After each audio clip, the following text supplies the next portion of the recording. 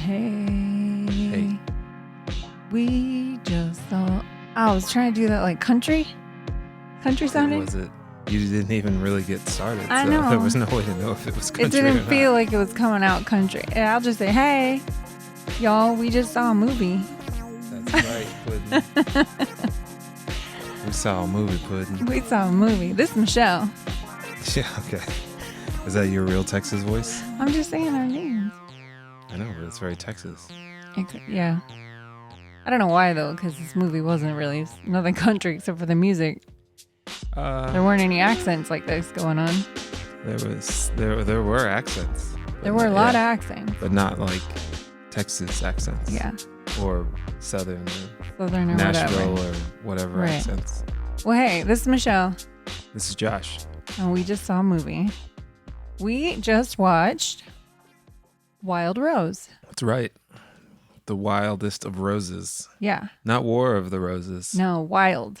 But the wild one. Yeah. The wild. I don't know the other word in that song. Isn't it just more wild? No, Wild. it's the song by the Talking Heads, like one of their last hits. Oh. Yeah, I don't remember I don't the rest of know. the words. Yeah, I don't know. But yeah, so that's what we saw. And what have you been up to? Well, nothing.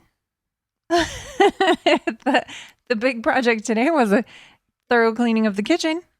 Ooh. Yeah. Do tell. Ooh.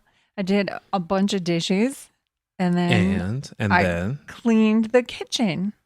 and then And then we watched this movie. that's true. We did watch this movie. And now we're here on the couch with our Yep. microphones. And with our microphones in our hand. Speaking of microphones, check out our last episode, Beastie Boys episode. I don't know what episode this is, but we're deep in it. It's been This is like 28 or 29. if you're just coming in or you're kind of been tuning in here and there, we've got a lot of episodes for 2 months or 3. I think it's 3 months now. We started in February, so whatever that is. February, March to April to May. Yeah, we're about 3 months in-ish. And we have almost 30 episodes. That's a lot. We're cranking them out. That's right. We're like a Catholic woman. Babies? Is that a reference to babies? Yeah. Cranking out babies? It's funny. Like I feel and weird. Catholic or Salt Lake City Mormon. Mormon. Yeah. I feel weird now doing stereotypes. We've had this conversation off air. But since I used to do stand-up and stuff in the days when people were less offended by things, I always feel weird making stereotypes because then somebody's going to be like, I'm Catholic and I have one child. And like, I know, not all Catholic people. I know. These are jokes, folks. Jokes, folks. Jokes, folks. Those are jokes, folks. That's our new podcast called Them's the Jokes, Those folks. the jokes, folks. About jokes that we can't tell in public. Because Right. people will flip out and think that we're monsters when they're Right. just jokes, folks. Yeah. You know, people maybe didn't used to be less offended. It's just now that everybody says so when they are. That's true. Probably us. Yeah, there's some percentage People used of to people. keep it deep inside. Yeah. Deep inside of you. Something like that. I think that's what it was. That was Third Eye Blind off of the Blue album. Guess what, guys? This is Music May. That's right. So this May is our- I talk about music? Yeah. This is our third installment What were the other for ones? Music May. This is the second. The first one was the Queen movie. Oh, right. Or not Queen, but yeah, Rhapsody. Bohemian Rhapsody. And then the last one was Beastie Boys' Story. Uh-huh. And now here we are with Wild Rose. So That's guess right. what, y'all? This is a movie about a country Yes, y'all. You know, a country music singer. Country musician? Country music? well, that's to be perceived. Are you considered a musician if the only instrument you have is your voice? That's the funny thing is that the voice is an instrument, Mm-hmm. but But people don't say that. Like, I'm not, they wouldn't introduce themselves as a Right. musician. They would say I'm a singer. yeah, I don't know whose fault that is. I feel like the voice is obviously an instrument, but I think just to kind of boil it down, it's kind of like that's not what I do. I'm a singer, to be Mhm. specific. Like when people say, "Are you a DJ?" and I'm like, aren't all performers in a way? Like if you've written a song, you're pretty much like, maybe you're not DJing other people's music, but you're pretty much just playing back. Actually, I guess that'd be more of a cover band. Yeah. You're more of a cover band. You're your own cover band. But right. You know, it's kind of semantics. So this is about a country music singer. Yes. And her journey through something. And her journey, yeah. But before we get to that, you forgot. No, I didn't forget. I was just organic conversation. Just organically steering us towards organic conversation. Not what we're doing first. Because I was segueing from talking about Music May, and then I was just saying how Wild Rose, because this is not a well-known movie, I don't think. I was letting the people know why this was included in Music May. It's about a singer, yo. Because it's about a rose. Okay. Well, yes. What did I forget? You forgot what we've been watching. Is that where you're going with? That's what we've decided on? Yeah, that's what I've done like the last 3 times. Okay. You were switching it up. You were switching it up last episode. Check the stats. Okay. What else have we been watching then? Solar Opposites. I don't know if we said that already. I don't think we have. We haven't talked about it yet. But it's the Justin Roiland. I was gonna say Rick and Morty spinoff. It kind of is. It's the other Justin Roiland series. This cartoon is a cartoon, and it squarely falls into my categories of shows that I'm not super fan of at first. Not quite so bad as like how I was with Bob's Burgers, but because I did not like Bob's Burgers, and then I came around big time, and I love Bob's Burgers, even though we haven't watched it in forever. In 3 years. Yeah, I love that show, but this one, I can't decide if I'm going to come around to it and then come back and really love it, or if it's just going to always be kind of like it's fine. It's fun. Yeah. It's not Rick and Morty. It's not Bob's Burgers. It's not going to be in those upper ranges for me. Maybe it's just kind of like middle of the road, kind of Rick and Morty-ish. I think that, I think the kids are the best part of the show. Mm-hmm. I feel like, I don't know, what's his name? Glowthor? I don't remember. I don't know their name. Yeah, I don't know. The 2 main guys, they're like, one of them is pretty much Rick, but not as evil. And then the other one is not so much Morty, but they're essentially Rick and Morty, and they're voiced by the same guy. And Justin's voice is very similar. Like as he was going through his career on Vanity Fair, if you watch that YouTube video, I was like, oh wait, he only does like 3 voices, which is fine. But you know, it's kind of like, it's fine except for this character is so much like if you the had other a different character. Yeah, if you had something that wasn't sciencey, like if you just played a gym teacher, you'd be like, oh, okay. But it is kind of confusing on the brain. Right. Like if a child sees a woman that looks like her mom, like that kid who was being held by her mom, and then her twin was standing next to her, and then she gave it to the twin, and then she looked over and saw her mom again, and it's just confusing. Yeah. So I feel like I'm looking at twins. Yeah. If y'all don't know what this is, it's on Hulu, and it's aliens that their planet exploded or something, and now they're on Earth, and it's Superman essentially. They're living, except for they're living like a suburban life, but there's a high body count on this show. Oh yeah, like they have already killed hundreds of people, and it's I think we're only Rambo into an alien movie. Yeah, we're only 4 episodes in. I think 4 or 5. I don't know, but I think we just watched 5. Killed a lot of people. You fell asleep to the 5th. Did I? Yeah. Oh. But yeah, I'm gonna keep watching. Yeah, I'll keep watching. I like Justin's type of humor, and after watching that video, I like his style. He seems very similar in personality. Of like, I just do what I do, and I'm always waiting for somebody to go like, "Wait a minute, you only do 3 voices. We're not gonna give you a show." You're like, you found me out. Yeah. I'll keep watching. I'll give it some more playtime. What else do we watch? I feel like we watched a lot of stuff. Yeah. Oh, we finished Dead to Me? No. Yeah. Yes, Dead to Me. That was good. Watch Dead to Me season 1 if you haven't, and then season 2 just came out. Yeah, it's good. Not too long ago. I love Christina Applegate. Yeah. I love both of them. Cardellini. The most Italian name I've heard in a while. Yeah. They're both really great. Yeah. So yeah, That's what we've been watching. Sing your outro. No. Yeah, you have one. I don't have. Do I have to sing the outro? Yes. You have to end the segment. What we've been watching. All right. Good job. Shout out to James Goodley. He sings opera. Can we talk about the movie now? Yeah. Okay. You know that's how it goes. Okay. So you just jump the gun, sort of. No, I'm going to read my synopsis now. All right. Okay. So on wait, let me get to trusty IMDb. I'm going to read 2 synopses this time. Synopses. Because synopsi. Cyclops eye. Because IMDb does not disappoint with their one. Is that your? Yeah, their one sentence. Is that what you're gonna? This is you're the gonna thing pitch? now. That's your brief, your creative brief. You're gonna pitch. Yeah, this is the thing now. IMDb one sentence movie synopsis. This is totally intern work. It's got to be. Yeah. All right. Well, this is what IMDb put. A troubled young Glaswegian. What? Real sorry No. if I just destroyed that. That better not be actual. Glaswegian. It says Glaswegian woman. Not Glasgowian. Glasgowian. Glasgowsian. No. Gozerian. Glasgowsarian. It's not from Ghostbusters. Everything's from Ghostbusters or Back to the Future. That's like Norwegian. This is a Glaswegian. Yeah, but that's too much tongue. That's too much mouth muscle work. Well, you should read it too. It's a lot, it looks weird. Okay, but this is what it says.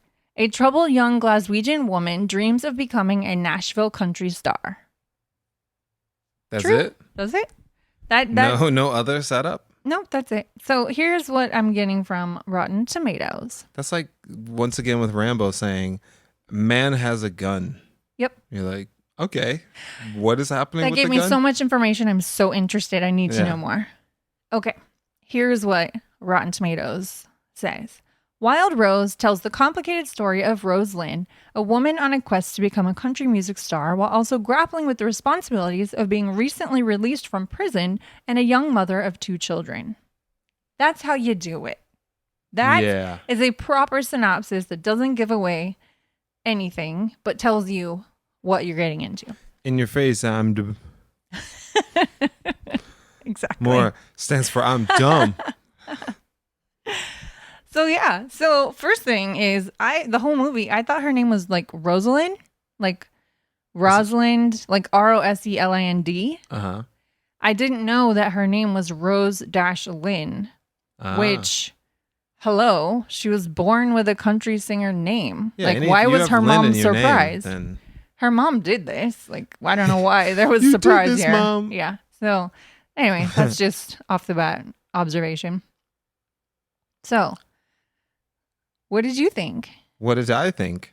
Just a general, like, did you like the movie? Yeah, once it got to the end. Not saying that I was like waiting for it to end, but there's just a lot of twists and turns in here that most movies really don't were. have. And I was like, and I was like, what? And I was like, oh, don't do that. And then I'm like, that's not realistic. And I'm like, well, that makes sense. And then I was like, oh, all right. Yeah, that sounds right. So yeah, it was kind of that was a lot. That was a lot of that's how I felt about the movie. Roller coaster for you. It was a roller coaster. Yeah. A mental coaster. I do say I didn't really I mean I love the movie actually. And I didn't really find before I take a poop on it. No, not at all. No poops. No poops. Holding it in. No, I didn't have the like I wasn't plotting out what was happening next. Mm-hmm. Except for like one point because I couldn't understand what was happening, and I was like, "Are they about to do this?" And then they totally didn't. But for the most of the movie, I was just watching and enthralled with the story where it was going. I was on the ride with her. I was constantly trying to figure out where it was going. I was like, "Wait a minute. Wait, what? Wait a minute." So yeah, I'm used to movies doing the really cliche stuff, so that's why I was kind of wondering what was going to be the situation. So this is like an indie movie. It premiered at Toronto International Film Festival in 2018. Do they have the leaves too? I don't know. They always have leaves. Yeah, I think all of those things have leaves because they all look the same on the cover of the movie or whatever, right. The movie posters. It's just a bunch of like half circle leaves things. Yeah, San Dimas International. I never Film know what Festival, they say. Best Picture. I actually just assume they're all Sundance. You're like, they won every Sundance. Yeah. Sundance San Diego, Sundance Phoenix, Sundance Des Moines. Yeah. So it was a TIFF movie, a TIFF premiere, because that's What how does they that mean? abbreviate it. Toronto International Film Festival. I was like, TIFF? I'm like, who's TIFF? Like, I was TIFF reading treats? the thing and it had TIFF in parentheses. So, All right. anyhow, it was premiered there, and then it played somewhere else. But then also it was at South by Southwest last year, I think. Anyway, it premiered in Toronto in 2018, and then it hit theaters here June 2019. So that's when my birthday is. yeah, it was a day after your birthday. What? June 21st. Just like Batman was, I think, the day before my birthday. 1989. What movies have come out on your birthday? That's the question. There are some. I can't remember what they are. We should look that up All next I remember episode. is Batman, because I remember I was like, my birthday's coming. Batman's coming out. We'll do some homework next episode. Yeah. We'll talk about what movies came out on our birthdays. Or we'll talk about near my birthday what movie came out on my birthday. Or we can do that. Could do anything. I could fly. All right. Rein it in. So you're the one bringing up something else. Yeah, I was very confused about how I know it's possible, but I was kind of like, wait, how is there a country music scene? Yeah. But I guess, music permeates through every culture. It's just when I think of Scotland, it's not that I don't. Oh yeah, this was set in Scotland, by the way. If you haven't seen the movie, maybe you haven't. If you want to pause and go watch it and come back, or just listen now and we'll give you some of the scoop. But it's set in Scotland. Yeah, in Glasgow. Yeah, it's not that I don't think that Scottish people get the internet or newspapers or CDs or whatever. It's just I was just kind of like, wait, it's just like. Well, you're like, how did you get Funyuns in North Korea? Like, it's just like, that's like interesting. Country music just seems like such a very specific geographical location for this music. And you kind of just don't even think about it permeating out into the world. But other cultures do really love Western music. I mean, Western movies also. Yeah. So, but I think the thing is that, like, I guess all sorts of music gets everywhere, but I think country music is pretty translatable because it does have roots from, like, I think country music, from my interpretation, has elements, European elements, and sometimes even African elements, because it's United States and there's a kind of a melding of cultures there. So it's something that's obviously already known to people because some of the people that created country music came from Europe anyway. So it's like, you have the lute and the lyre type situation. Like familiar sounds. Yeah. So it's like people have already been playing guitars for a while. Right. And, everyone's gone through pain. So it's not something that's so foreign. And I don't know any Scottish people, but I know a lot of Scottish movies and English movies that I watch. It's usually about a lot of pain. And, yeah. And to go with that, anyone who lives around that area actually kind of scares me. Like, I think Londoners, actually no, Londoners scare me too. Because English people try to come off as like John Oliver. Like they try to act like John Oliver, but you don't know when you're going to get like the train spotting type English person or Scottish person or Irish person. Okay. Where they're just like, I don't care what's going on. I'm about to punch you in the face. Oh, or okay. It's like the United States never had car bombings and things like that. There's been a lot of like really aggressive things that have happened in those areas. So interesting. I'm always like, whoa, wow, you know. And then the movies also, like, it's always raining. Yeah, that's true. And there's always like gutter punks and stuff. Right. And I'm like, people are like, gloomy, a they're little like, well, menacing. you're scared of me. You're from New York or whatever. I don't know. I can't do that. I'm not practicing my accents lately. I have no one to try them on. But, I'm like, no, I'm scared of you. Like, are you one of those grime rappers or whatever? Like, what's going on? So, yeah, Scottish people. All right. It's very interesting. Since you brought up accents, actually, I did make a note about, okay, so she's in the movie, she's a Scottish singer. well, she's from Scotland and she sings, but she sings country music. And when she sings, okay, I've almost turned on the closed captions for this because the accents were so thick, I had a hard time deciphering Yeah. what was being said. But as soon as she starts singing, accent gone completely, transformed into no accent at all, which is interesting to me because it happens a lot of singers. Like there's just like a switch, and is that just a part of like mimicking the original singer, or? I think there's a part of that, but I think Vox did a video on how English, the vowel sounds and everything are kind of easy to sing. Like they kind of fit into singing. So you can easily slip into what we call an American accent because the way that we talk has somehow made it easy to sing, a way to sing into. Huh. Like if you try to listen to like you've probably heard church songs sung in a different language and they fit, but they kind of like the chunks, the word phrasing? chunks, yeah, the phrasing, the word chunks. I don't know why I couldn't think of the word phrasing. Musician.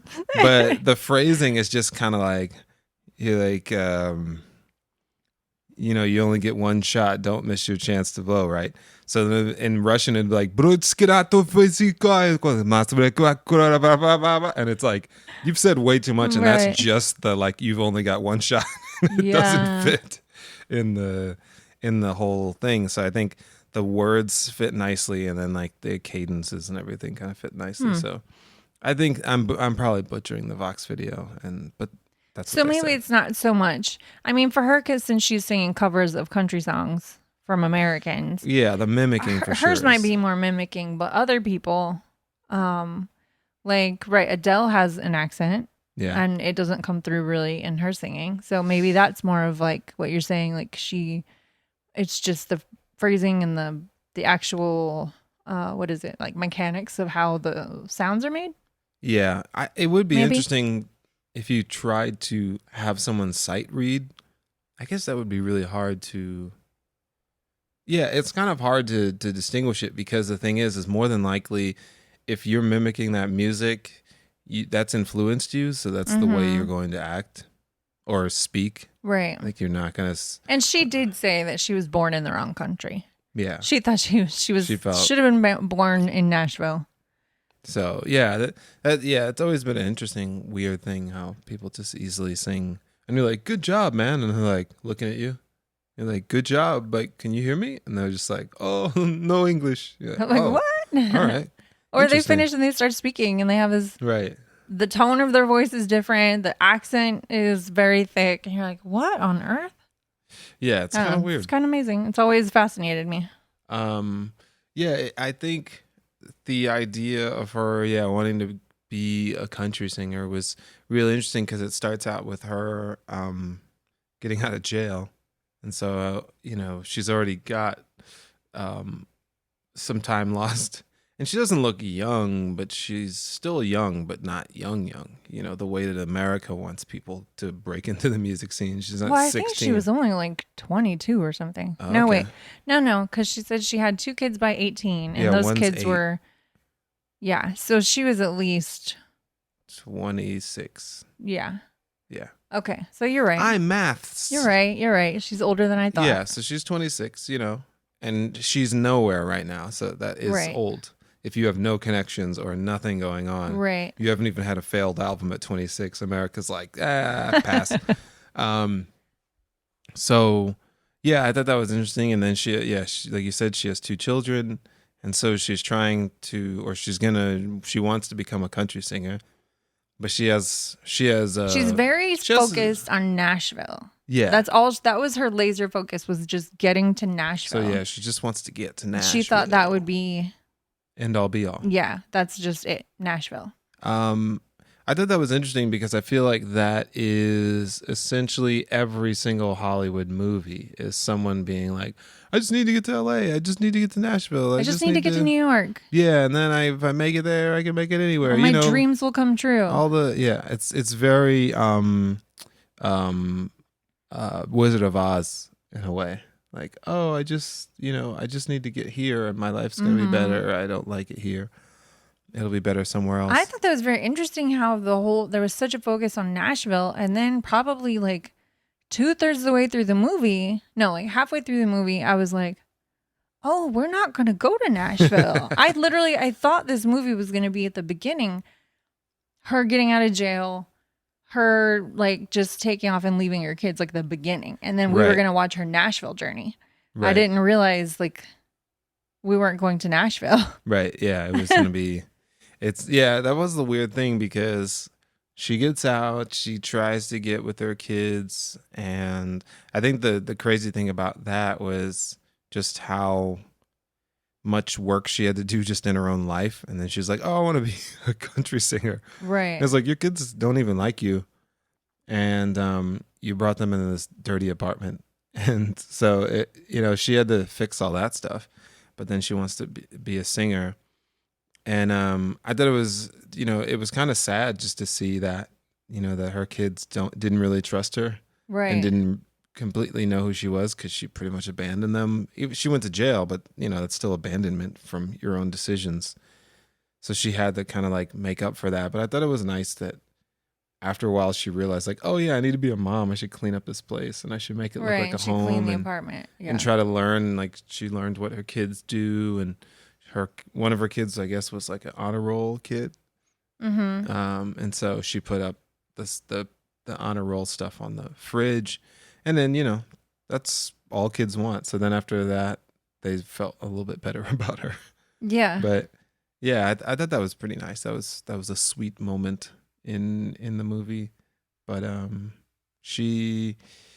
think the thing to me about that character was, I think the biggest thing was that I guess I'll put the two of them together. Her and her mom, I feel like they had their opinions and their intentions or whatever, but they handled what their opinions were like really horribly, in my opinion.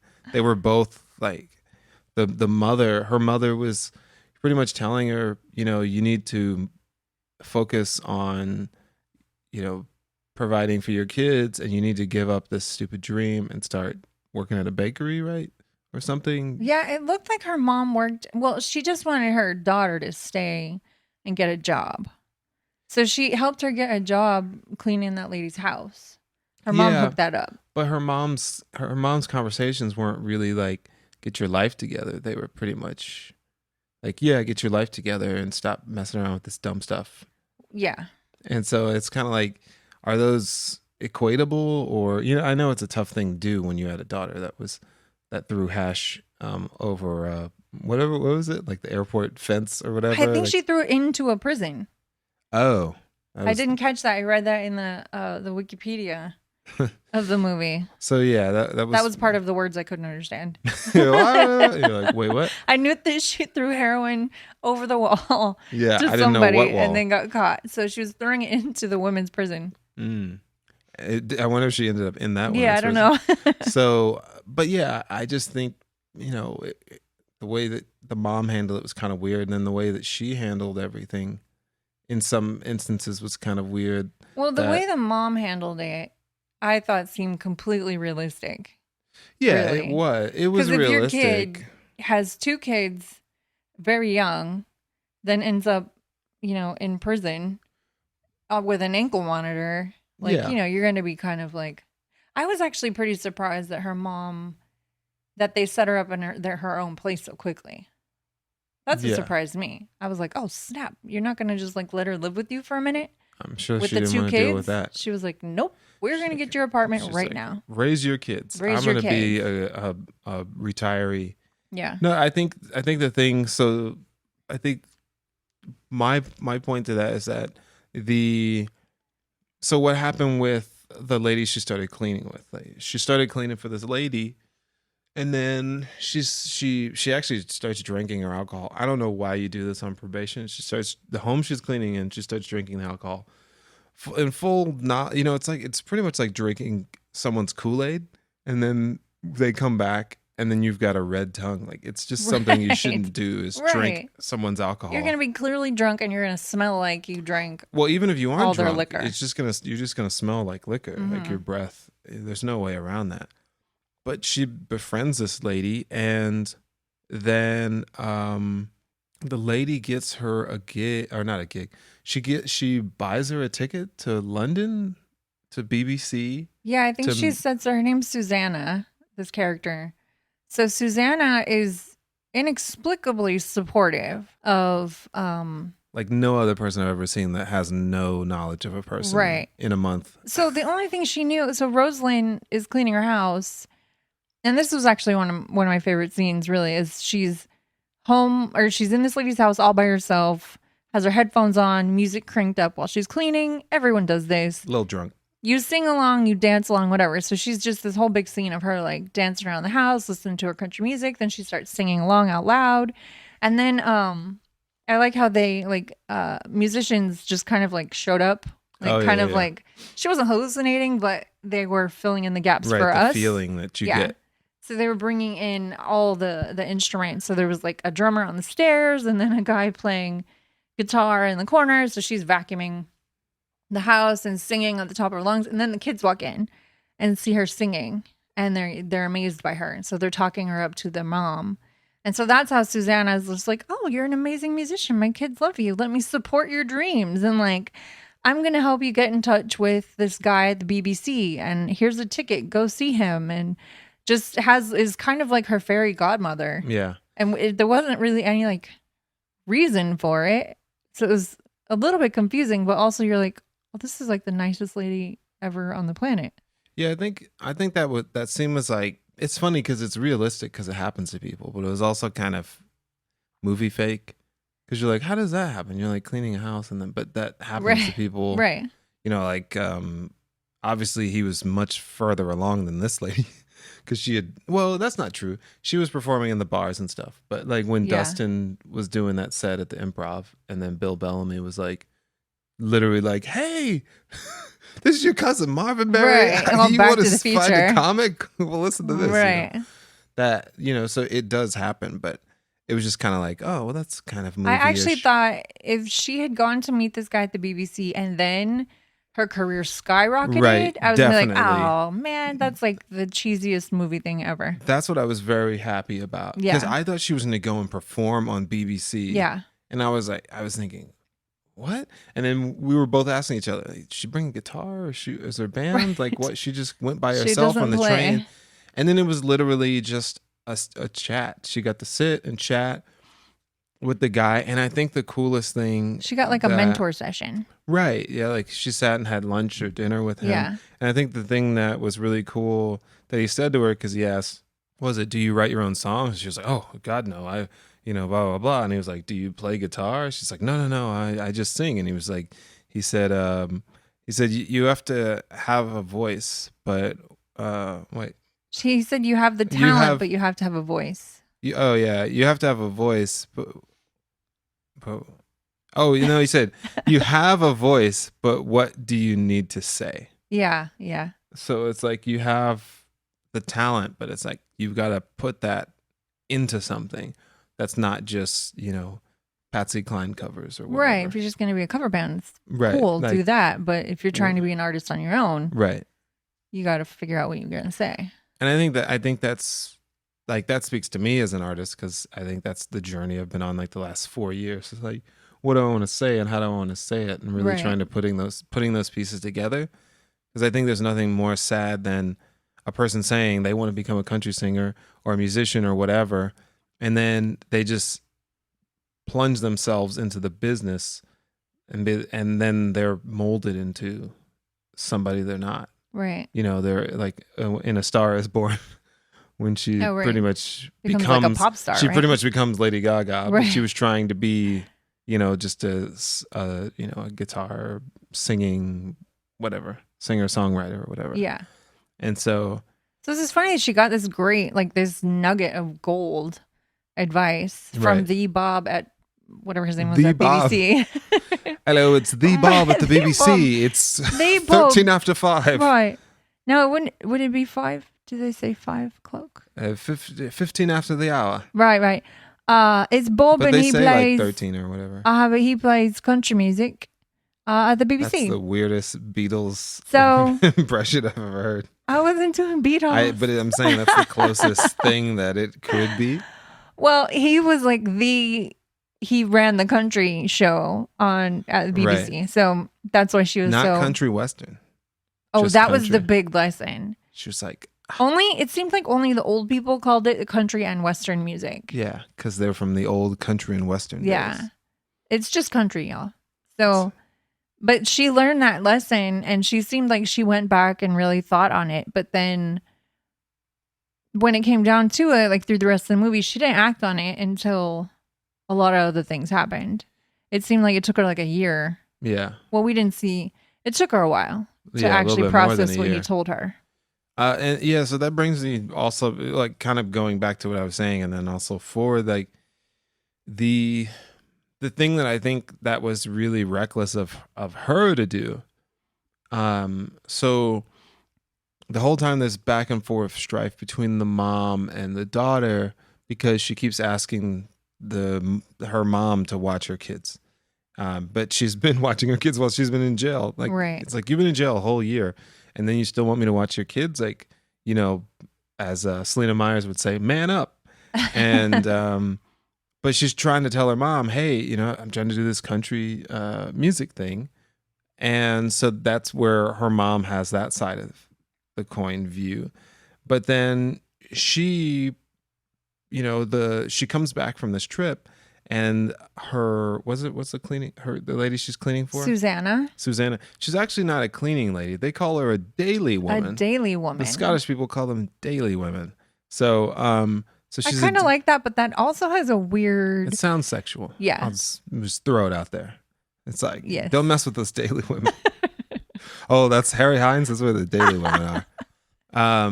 Shout out to Dallas. Harry Hines is like, hey, we've cleaned up. We've cleaned up. My brother said he was over there buying some like vinyl or something for his t-shirts, and he said it's still a little bit. But so you said Susanna, sorry. So Susanna gets this idea like, I'm turning 50. I'm going to throw a party. I'm going to invite all of my friends, and they'll invest in your dream of going to Nashville. Then you'll be able to go to Nashville. She themed her whole party. Right. Her party was she really, country. She only did the party really because of her. Yeah. Was she even going to do a party? I don't think so. So she did all this work for this lady that she barely knows, which is probably the mistake. Don't ever do work for people you don't know.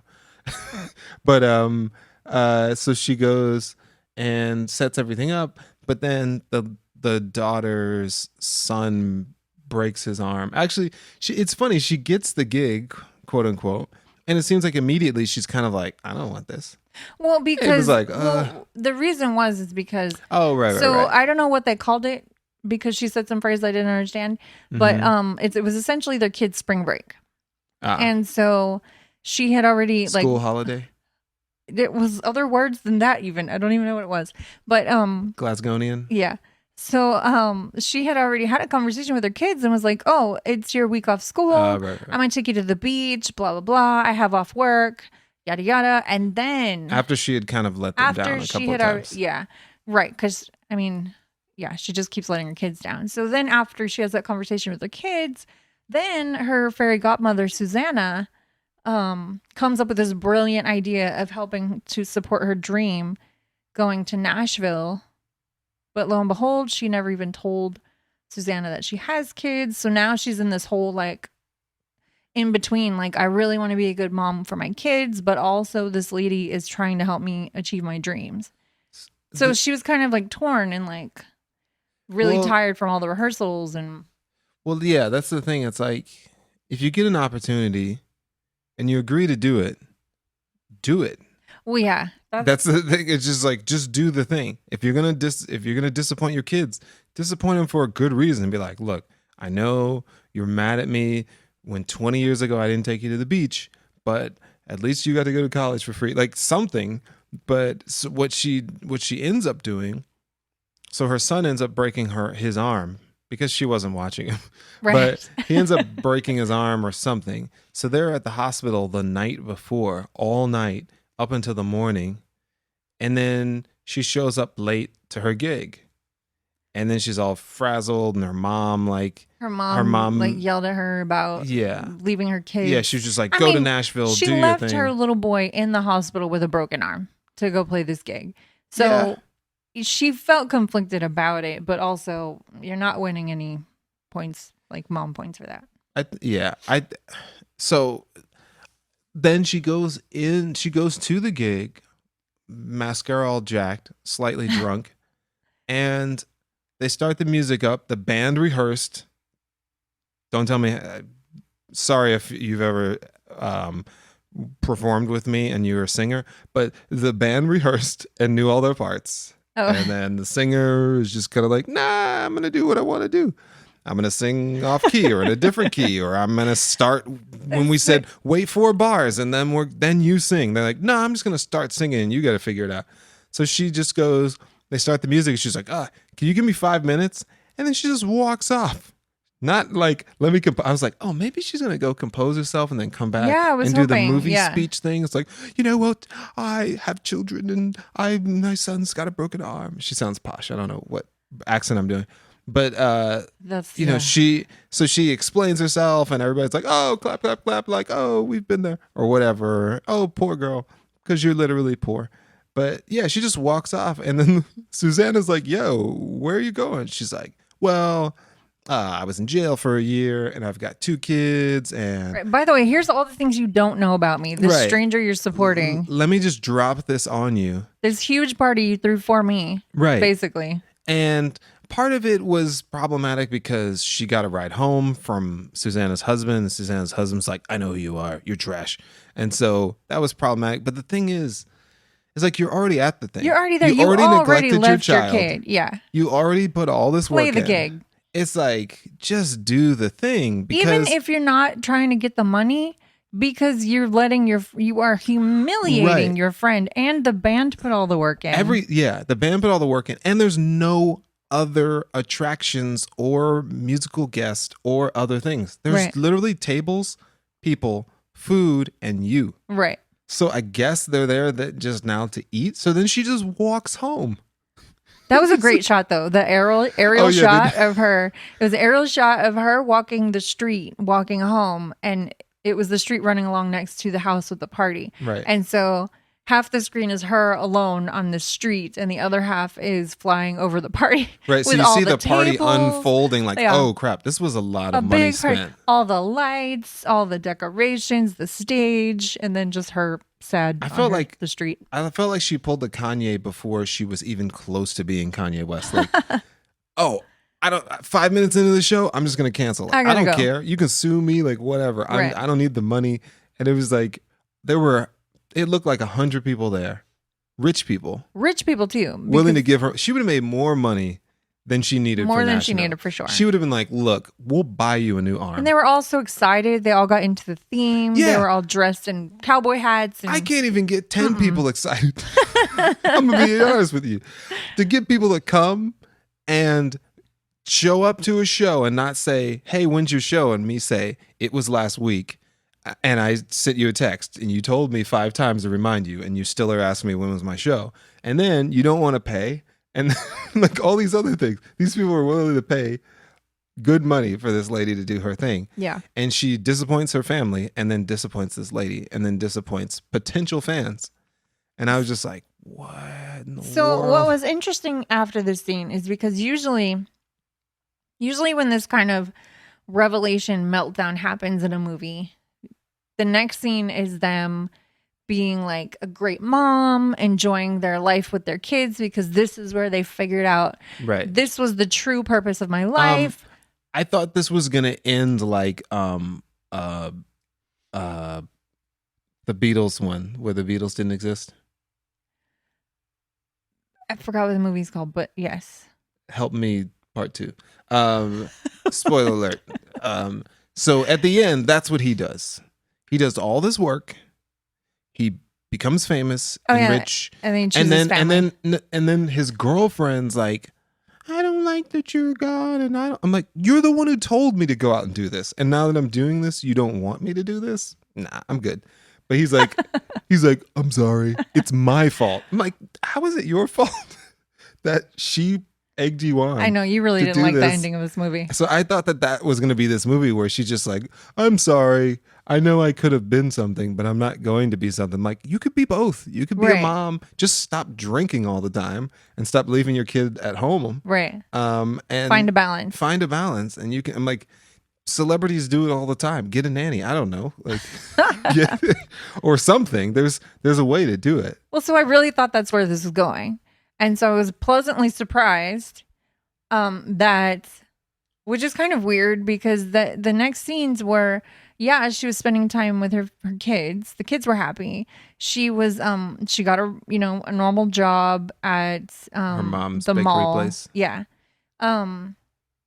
She was like cleaning tables or something. And so, but you can see that there's a distinct look when someone's dream has died and like the light had left her, And so then you're like, oh, okay. So she's not happy with this decision. But what was nice was that her mom recognizes this. Yeah. It's like her birthday party or something, right? And her son is like, she blows out the yeah. candles and Yeah. her son says, what did you That's the wish worst for? thing I've ever heard And ever. she says, you can have mine. Yeah. And then her mom is like, oh no, like, oh, she's broken. I broke my kid. So, I was glad, like you're saying, I was glad it didn't go like the cheesy, okay, yes, real life, choose your family, be a good parent, but like you said, there's like fine balance. But also for movie wise, I'm just glad it didn't go that route. Right. We've seen that enough. Right. So, And I think it also pushes a narrative that's not encouraging to people. Like, I feel like in movies that you watch that are about the things that you do personally, it can be very discouraging when you see something like that. Like, if you're a painter and you watch a movie about a painter, and then, or every movie you see about a painter, they quit painting or they become a drug addict and die. Right. You're like, should I be painting? Like, it doesn't help your situation as a person trying to be at the forefront of painting. Well, and that's what I was thinking is the like one of the biggest themes of this movie obviously was like, because her mom was talking to her a lot about responsibilities and stuff like that, but then there's the other side of like pursuing your dream and your passion and what you truly believe you should be doing and how to find a balance in that, and really seeing what happens to people if they are kind of like, I don't want to say bullied, but they end up choosing one way, and it was more realistic to show her choosing her kids, but then not being fully happy about it. Like, and that's okay. That's a real feeling. And I think that's what, there's a lot of guilt there for people to do that. And, there was that scene. So this is, I just realized, I think this is why Susanna was so supportive, because of one sentence this character said was when she was like, it's been a long time, but I do love a call sheet. So I think that, and then in another scene, she said something about, you're young, you're free. This is your time. You're at the height of your power. Go out and live your dream. Yeah. And she said, unless you had kids, then that changes everything. So I think that Susanna's character used to be an actress and performer. And then she had kids and her dream sort of died. Right. And now her husband works and she blew seems out the candles and said, no, you take the She dream. seems to stay home now. The difference is that she seems to love her life. Yeah. But she also recognizes that in Rose and wants to support Rose pursuing a dream. Right. And she knows what it feels like to do your dream, even though she stopped. But so that's my theory. No, that sounds right. Like when you put those two pieces in, or you point out those two pieces, it makes total sense that's why she was willing to kind of stick through with it. And I think even, at the end of the movie, when she goes through everything, actually, Susanna's still there. Yeah. She comes to the show. So it's like, oh, okay, why would you do that? And it's like, oh, because she realizes once she told Susanna that she's a mother herself, then she understands the duality and the problems that can arise and why she would walk out of that thing, even though I would be very, very angry. But, she kind of understands that. And so, that makes a lot of sense. Yeah. Revelation. Yeah. So when her mom gives her the money to go to Nashville, it was kind of interesting because I didn't know what was going to happen. Because first of all, she has kids where she is. So the whole time I was wondering, is she going to take her kids to Nashville? Yeah. Or what's going to happen? And I thought she was going to just move to Nashville. But then once she got the money, I was like, oh, she's just going to visit Nashville. So when she got there, it's funny because it just reminds me of anytime, any naive thing that you do that you just kind of like show up and you think, like, oh, I'm going to run, it's going to be like the movies, like we're saying, I'm going to run this person. They're going to be like, wow, I just heard you, you're just whistling, and you must have an amazing voice. Straight off the bus from Kansas or whatever, like they say. You're like, well, I'm here. And they're like, ooh, look at you. You're amazing. Would you like a recording contract? Right, yeah. And it's like, we got a villa for you to live in right now. And so she shows up in the town, and then she realizes how the town works. And I experienced this moving to LA. It's like, you move here, and then you realize there's people who've been living in this town all their life. Mm-hmm. They're waiting in line. They got people who have moved here from Zimbabwe, from Russia. They've been here 15 years. They're waiting in line. Right. And then you show up like, hey, I'm pretty talented. Like, you want to, and people are like, who this are could take you? what, like 6 months? And then I'll be, Right. And I remember people saying that to us, like, oh, if it doesn't work out, you could be there like 6 months and then come back. And I knew even then, like 6 months is not. That's not like, you can't do it. You can't even form a business in 6 months, like a quote unquote legitimate business where that you could probably make money, let alone arts. Like arts don't take 6 months. Right. So she gets there and I thought it was just funny, like just so realistic. She goes to a bar and people are singing there. Was it an open mic of sorts? No, I think it was just a performance. Yeah. And she says to the bartender, she's like, hey, how do I get? She's pretty much just like Atlanta, like put me on. Hey, put me on. And she's just like, well, you got to get a booker, and that's all. It's always like. But she said you got to talk to the booker. You got to talk to the booker, and then there's a waiting list, and she's like, well, I'm not here for that long, and she's like, pretty much like. She was like, so there's people here from. Yeah. She was like, I came a long way. And the girl says, yeah, well, there's people here from Australia. There's people here from Russia. There's people here from Germany. You're like, wait, but I have a script. I'm a writer. Yeah. Like, so is that guy. She told her, that lady. We're all here trying to do the same thing. Right. What'd you say? Like, if you stick around, eventually you'll meet somebody that'll know somebody that might be able to get you in some door. And them's the facts. Right. Those are literally the facts. You hang around long enough. Takes longer than the week she was planning to be in Nashville. Right. So. Right.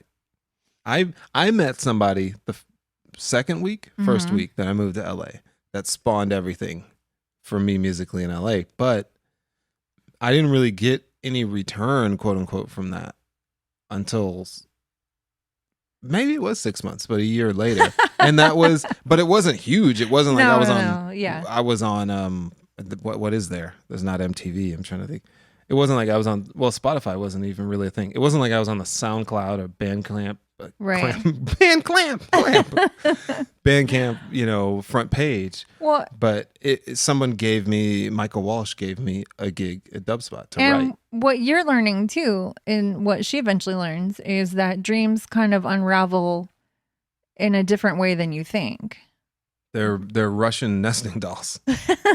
Right. Sometimes they're hard to get open. Sometimes you don't even know if they're ever going to open. Right. And it'll look completely different than you ever thought. Right. You're like, this one, she's going to have the thing over her head. Like, oh, she has nothing over her head. Right. And she has no makeup on. Right. Oh, this one's not even finished. This one's not painted at all. This one's just wood. It's just a knob of wood. This is just a rock. Like, hopefully inside of there is something better. Because if I get left at a knob of wood, this is really bad. Right. And they're all going to laugh at me. So, you know what I wrote down about this whole, she eventually goes to Nashville and she learns her lessons and she breaks off from her VIP backstage tour at the Opry and sings on stage. And I love that scene. I did like that scene. They actually I thought it was kind of cheesy that the violin player that he started playing along, because I was like, come on, But but nobody else did. They just nobody, kept doing their thing. if everyone would have played, Yeah. that would have been cheesy. But I I could was see like, that guy better not sit down at those drums and start playing too. That's what I just kept thinking. I was the like, guitar nope. player was like, nah, I'm Yeah. just gonna keep Pack doing my what I'm doing. stuff. But I feel like I've done that before, not with people just randomly walk on stage, but I possibly would. Like I've been at practices and different things where people just start singing a song, and then I'm like kind of noodling on Yeah, the bass, and then yeah. I just start kind of like jamming with them. And I thought it was cool that the security guards appeared to let her finish her song. Yeah, like because he was like, this happens all the time. I think that's the So he was like, okay, fine, just give her her moment, and Yeah. then we're gonna escort her out. there were so many funny. I wonder. We didn't. I never do the research. You're the research person, so I should have asked you if the writer was a musician, or I guess if they wrote the movie, Oh, they're yeah, that's a good in the question. Mm-hmm. arts, so they know like that type of thing, because they pointed out so many cliche things of like you said, oh, if I sneak out in the Grand Ole Opry, maybe Mr. Opry will see me sing and I'll be able to sing here. And then that guy was like, yeah, lots of people do this. We just tell them like, get off the stage. We don't really care And that then the you're security good. guy was even nice. He was like, hey, Yeah, I know a friend who knows a friend who works at whatever records or whatever. And Yeah, he's was like, willing to help her out. we and that's how it works, because he literally said, I have a Right. friend who has a friend. We can go out for drinks and you can meet them. That's how you make connections. You hang out with people, you go out for drinks, you get to know them. They realize that you're not gonna like hit on their girlfriend or boyfriend. Right. You're not gonna steal any money from them. You are actually trustworthy, and then they'll work with you. And I thought that was really cool. But she was just like, nah, I got other things I gotta do. And I was like, what are you doing right now? But it all ended up working out in the end, which was kind of cool. So the lady who wrote this movie is from Glasgow, Yeah, Um, repping the G. and she's a huge G-Town. fan of country music. Oh, So I guess that's. does she make music, or she's just a huge fan? I think she's just a huge fan. So she made a movie about it. The one thing I'll say, as before we probably wrap it up, but as you're looking, the Susanna for some reason reminded me of Sarah Silverman. She had Susanna? Yeah, she had like at times she had like a Sarah Silverman face. The rich Like, lady? Yeah, like if you Huh. put too much bronzer on her, I guess she had that kind of Interesting. That's how I felt. I wasn't wearing my glasses though, so Okay. but I think it doesn't matter. So maybe that makes more sense. People are blurry, but I could still see them. She just talks about her love of country music, and it has a cathartic effect, and it's popular in places you wouldn't expect it to be. Right. So clearly in Like- Scotland, Like oil rigs in Glasgow. in Glasgow. Okay, so back to what I was saying about her trip to Nashville. Mm-hmm. The note I wrote down for that is that it was a very expensive wake up call for her. But sometimes you need that. A very expensive reality check. Yeah, exactly. It's But that's- better than how expensive it would have been if she would have moved there. Right. So I think so. So during the movie, all right. So she has her like 2 or 3 days in Nashville, and then she leaves. And then even the lady, when she checked out of the hotel, she was like, leaving already, giving up already. And I can't remember what she said. She said, not giving up, just going home. And then I was like, what is happening? This whole movie, this is all she wanted to do Right. was go to Nashville. And you said, All that she wants. is another trip to Nashville.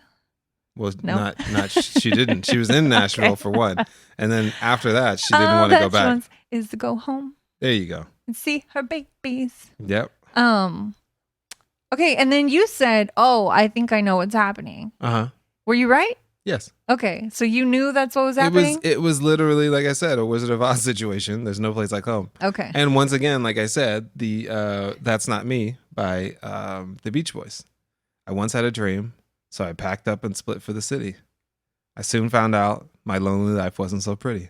I'm glad I went now, that much more sure that we're ready. I didn't get the rest of it, but essentially, you go to the city, you realize, grass oh. isn't greener. yeah, or this isn't me. I like slow, chill times. I like drinking and throwing water. What did she do? She threw a beer in her old boss's face or whatever. Oh yeah, she was awful. And having sex in a park. Yeah. all that type of stuff you can't do in Nashville. You get arrested very quickly. But and then her kids are there, so I think that was the thing. And also for me, it tipped the hat at the beginning when she said to the BBC Bob, she was like, "Oh, I want to go to Nashville. I'm bored, blah, blah." And he was like, "A lot of great artists have come from Glasgow." And I even looked up Scottish musicians. There's a ton of them. Oh yeah, because he questioned And her. some She of was them, like, yeah. "What? Who? I'm a country singer, and I live in Glasgow. What?" And he was like, "Why can't you come out of Glasgow?" She was like, "I don't think she had an answer. I think she No. just sat there." I looked up. There's a bunch of people, but I noted. I don't know if she's from Glasgow, but Annie Lytics and Bill Connolly's from Glasgow. Bill Connolly, I think he's still alive. Stand up and music. So, is the lady from Cranberries? She's Scottish or Irish? I don't know. I don't know, but this actress actually is Irish. I think Shirley Manson is Irish. I don't think she's Scottish, but yeah, there's a lot of musicians in there. Maybe not country music, but the thing is like, it's funny how many artists I don't know where they're from.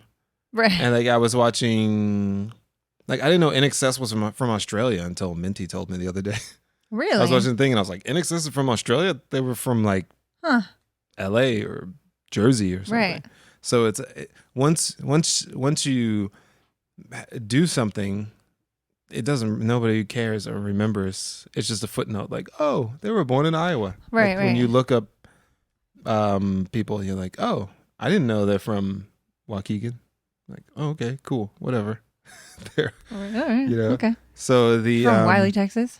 Cool. There's somebody who's really famous. That's from like, well, there's a bunch of people really famous from like Garland or whatever. But something I found out recently that I was thinking, did we go to? They're not from. Were they from Wiley? There was some close connection. Isn't Demi Lovato from Plano or something? Something like that. But somebody else who I looked up and I was like, wait a minute, have I met them before? It was like that close where I was like, wait, we were in the same place at the same time. And I think like even so, yeah. When I was gonna say Disco Bob, BBC Bob. When he said that, the thing is if you have, I did a video about this, like, should I move for my art? And it's like, if you have a support network where you live, like, why not? Not unless you're trying to do something bigger and you've exhausted all your resources. But she just built a resource in BBC Bob. Right. So it's like, why move to Nashville where nobody knows about you? No one cares about you at all. Right. She'd been playing at this bar for Right. I think 10 years, she said.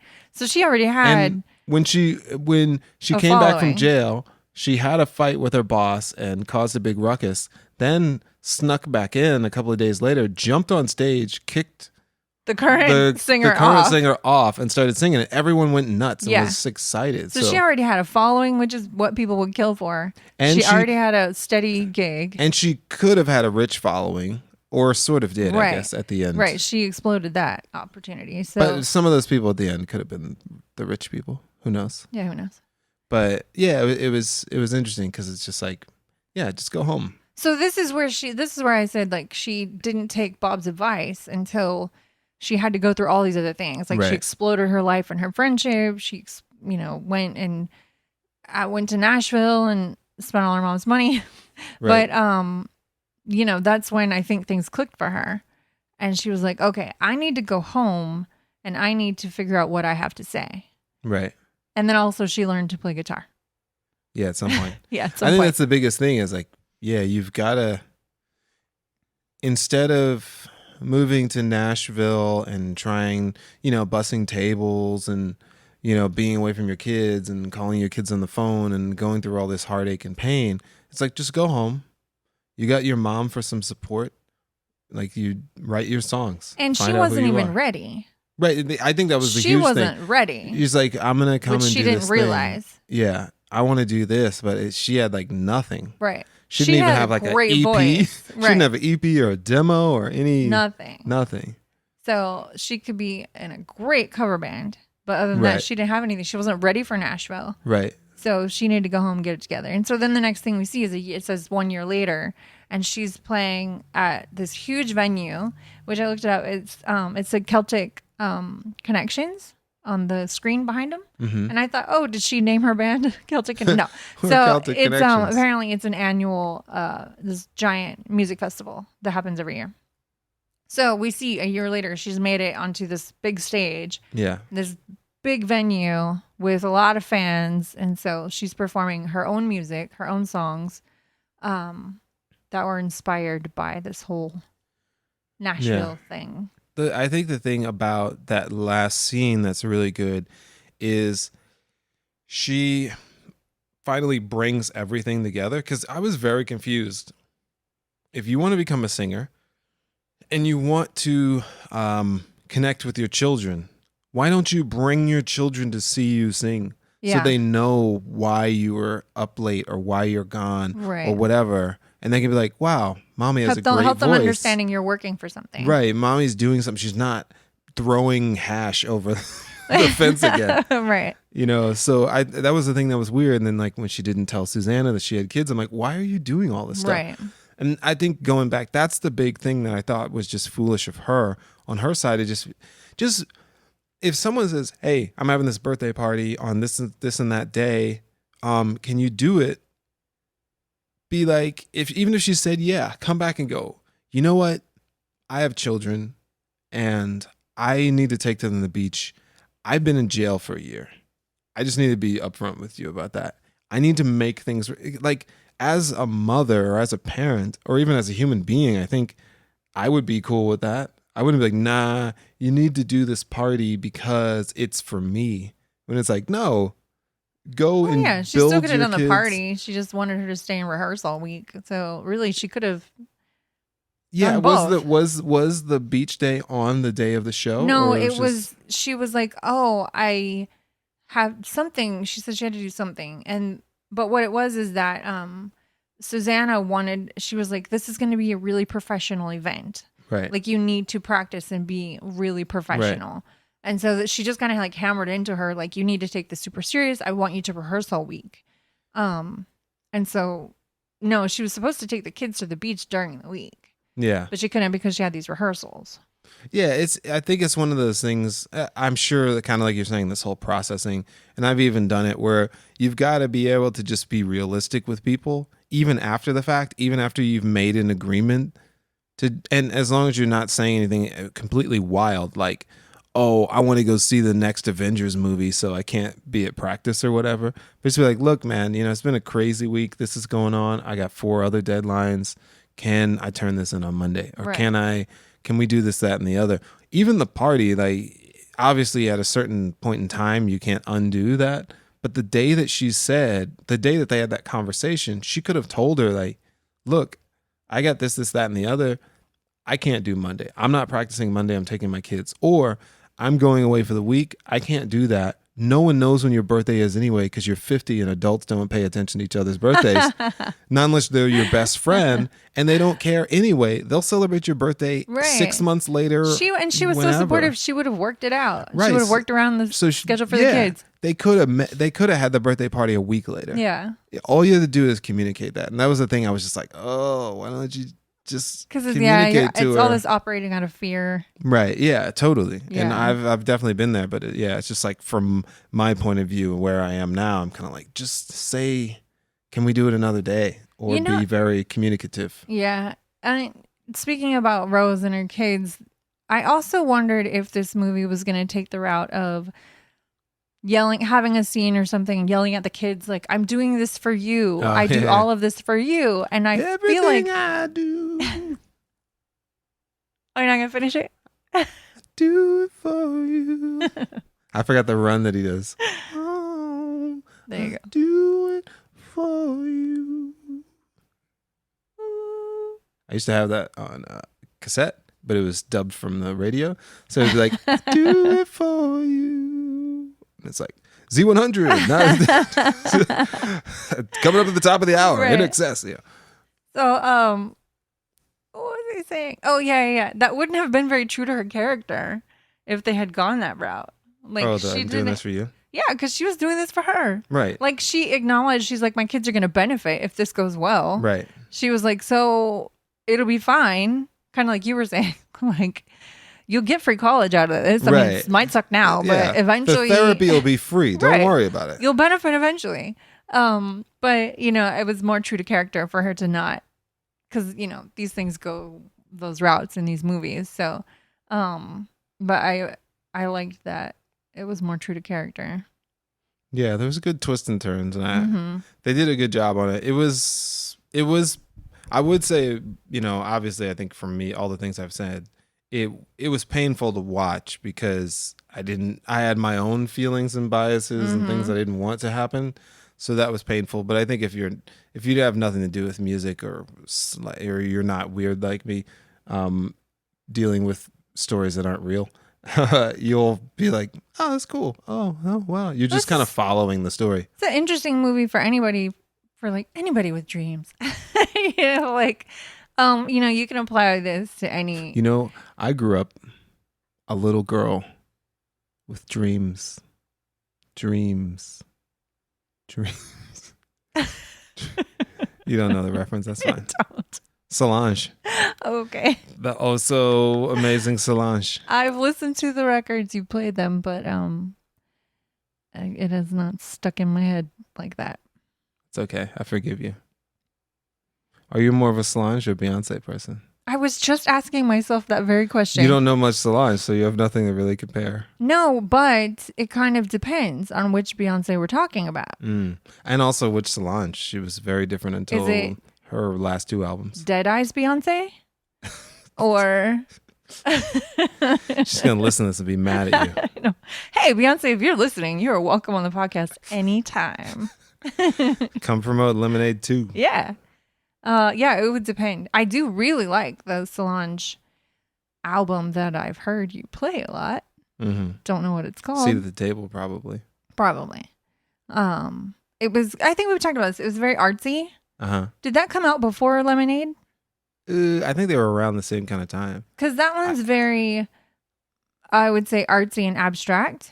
Yeah. And then Lemonade, obviously, the whole video thing was artsy, but in a different way. Like Solange was more like indie artsy. Right. And Beyonce was like, I don't want to say corporate artsy, but definitely corporately backed artsy. It's like, it's more like Shepard Fairey versus, I don't know, some artists that's as good as Shepard Fairey, but nobody knows their name. Not nobody knows their name, but their art is not, you know, the lines aren't all like perfect. Yeah. Right. It's like, this is, you know. Yeah. Beyonce's art is definitely polished. Right. Whatever. Solange is free spirited. Yeah. Free, like, yeah. And so that's the stuff I like. Depends on what you're feeling. That's the stuff I like. Yeah, I like Lemonade. I need to re-listen to it. I'm listening to Dissect, and they're going through the whole Lemonade. Yeah, they're doing the whole Lemonade album. So I need to go re-listen to it. So I liked it, but yeah, comparing the two. Also, there's less like poems and stuff in Solange's thing, so it's able to flow a little bit. Yeah. Better than Beyonce.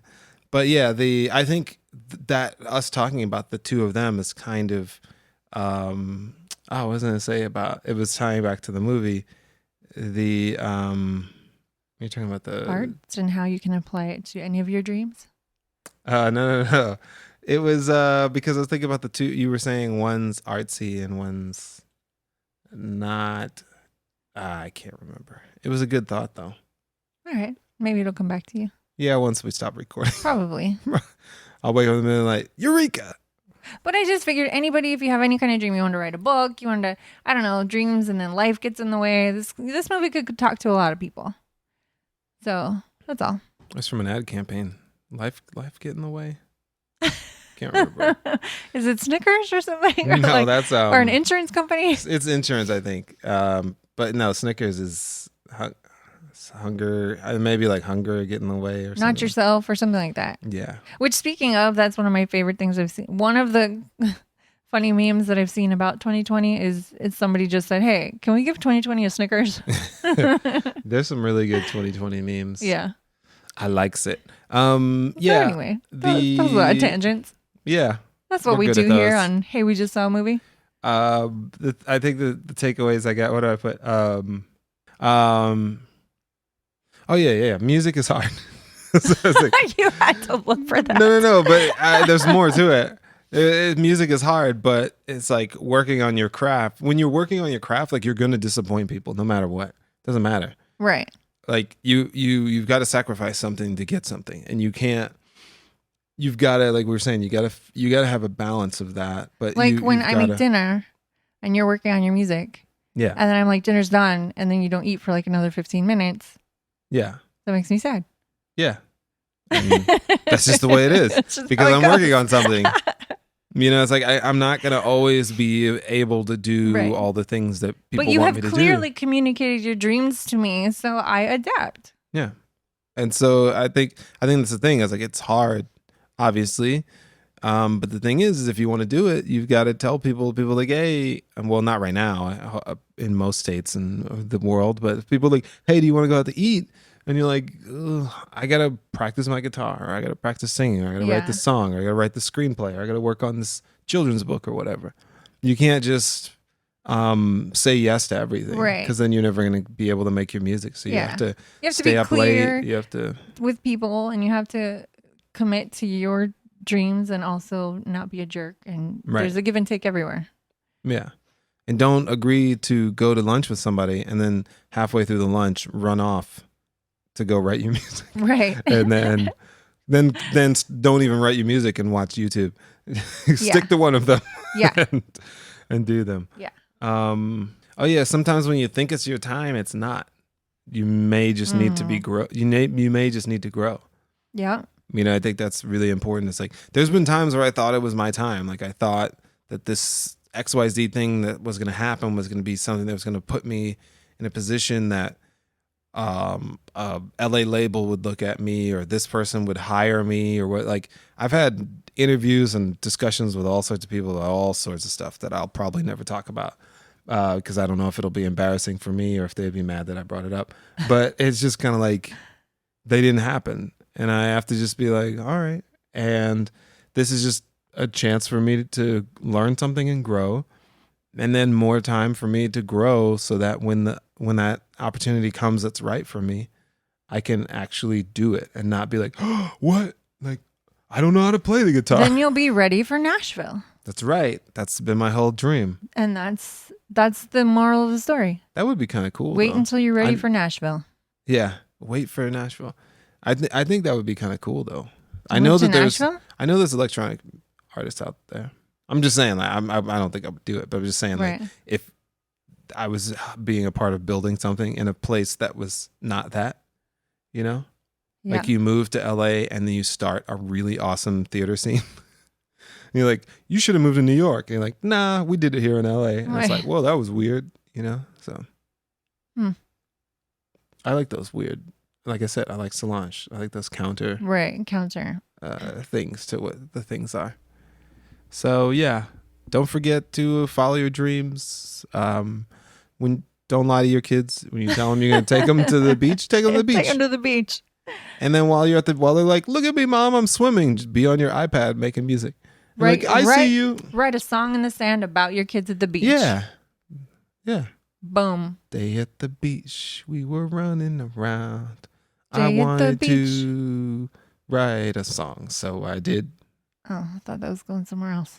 No, I had nowhere else for it to go. Okay. I painted myself into a corner. Toes in the sand. There you go. Day at the beach. That's the title of the song, Toes in the Sand. But you never say toes in the sand. Ew, except for when they did go to the beach, now that we're talking about the beach, she had her sneakers on, putting it in the wet sand in the water. Yeah. She had her trainers on, as she probably would say. Yeah, her trainers. Yeah. She really wore the same outfit the whole movie, pretty much. Those boots. She had two outfits. Talk about a signature. She had the tasseled thing and the same shirt. Like, did you notice her jacket? Of the movie. That was her jacket. It had a rose on it. I did not notice. And she had a rose tattoo. And I thought at some point they were gonna call her a wild rose, but I guess not. But we didn't talk about her tattoo. Oh, three chords in the truth. Yeah, that's a weird tattoo, but that's cool. She likes it. That's how she defines country music. She said 3 chords in the truth, and then she touched her heart and she said it gets everything out of there. And then she went to Nashville and they're like, honey, we're at 4 chords now. Right. And there's a little bit of fibbing in there because none of us have cattle. Right. Country music's weird now. Yeah. I like that old stuff. It's all kind of crossover country now. Yeah, like when you got trap beats in country and it's not Nas X. Like they've been doing that for years. That's a funny thing when they're like, this isn't country. I'm like, you guys have been using the amen break and like all sorts of stuff in country music for like 10, 15 years and rock guitars. You put one fiddle on it. You're like, that's country. And then some black kid comes in, I guess, talking about whatever he was talking about with horses. And then they're like, that's not country. Like, okay, whatever. I don't know. Like you could literally... Whitesnake could have done a song and called it country, and that would be like, yeah, I could kind of see it. There's a fiddle in there, so there's a fiddle. Shame on you, country. All right, well, and Western. We had wrapped this up nicely, and then I had my tangent about the beach, and then I tangent. Yeah, so I think our next Music May movie is Scott Pilgrim. Which I didn't realize this was a music movie, but Josh says it is. So on the cover, he's got a bass guitar. I don't know. I didn't realize. I was thinking and then video games. We saw the movie together. I know. The whole movie is. But music. Is it not also video games? You're like, is Singing in the Rain really a musical? But is it about video games? It's based on a comic book. So comic books, video games blur the lines of like jump cuts and weird things. Did not consider this a music movie, but a musy. I am wrong apparently. And if you want, we can watch Newsies. That's going to be I love that movie. I've never seen it. So Scott Pilgrim is next episode. That's right. Yeah. So don't forget your Scott Pilgrims. Do all the things. Subscribe. Yep. Follow us on Instagram. Yeah. We post sometimes. Answer the questions. We post like polls. Like, what's your favorite blah, blah, blah. Yeah. So tell us what your favorite blah, blah, blah. Your favorites are. Shout out to my niece, Janera. Shout out to Carrie. Somebody else posted. I remember. Also, shout out for sure to Ben Merritt. Ben Merritt. He's been sponsoring. Thank you to Ben. Check out Ben's video game. Join Ben in sponsoring the show. Yeah. He is our savior, our sole provider. He is our sustenance of the podcast. We want to continue this journey. If you like this journey, please let us know. We have no other way of knowing if you don't say anything. So, one day we might get depressed and be like, numbers aren't like crazy. And we might just quit this whole thing. Yeah, we're just like, Probably not. Maybe we like doing that. All right, well, like we said, we could do this without mics. Oh, yeah, we don't need microphones. It's kind of like, it's a lot of work to just like do this because it is some fun. Work. It's but we hope you're enjoying it. We like doing it. We hope you'll support us. Also, it's like your parents. We're like, look, I love you, but we do have bills to pay. We got bills to pay. That's all we're saying. Just close the door when you go in and out of the house. Quit messing with the AC. Quit going in and out. Yeah. So who drank all the orange juice? What was that? Mad Daddy or whatever? Yeah. So subscribe. Oh, you know what else would be nice is leave us a review. However you're listening, I assume Google listening or whatever it's called. Google listening? I don't know. What's the Google podcast? I mean, no one listens through Google. I won't offend. Okay. Also, Google Podcast, Apple Podcast. Hit us up with a review. Yeah. I won't even tell you make it 5 stars, even though 5 stars is like awesome. Yeah. Leave us a review. Let us know how you're enjoying things. Yeah. We have an email. You can shoot us a message. We have a phone number, but I forgot to write it down. We're not there yet to taking calls. So yeah, and that's part of the thing. Maybe we'll do that someday. As we grow and we know that people are interested, we want to keep throwing things out and nobody says anything. We'll just level up. Like, ooh. Yeah. Yeah, so anyway, that's enough of the spiel. Hey, just remember. Hey. 3 chords in the truth. That's all you need. Yeah, all you need. Tell that to your boss. They say, hey, we need you to come back to work. We need you in your chairs. Say, I just got to give you 3 chords in the truth. Wait until you're ready for Nashville. That's right. Wait until you're ready for Nashville. If you're not, stay home. Move to Memphis. Work your way. Move to Asheville. Work on things. Work your way. Work your way up. All right. Alrighty. Good night. Bye, y'all. Bye.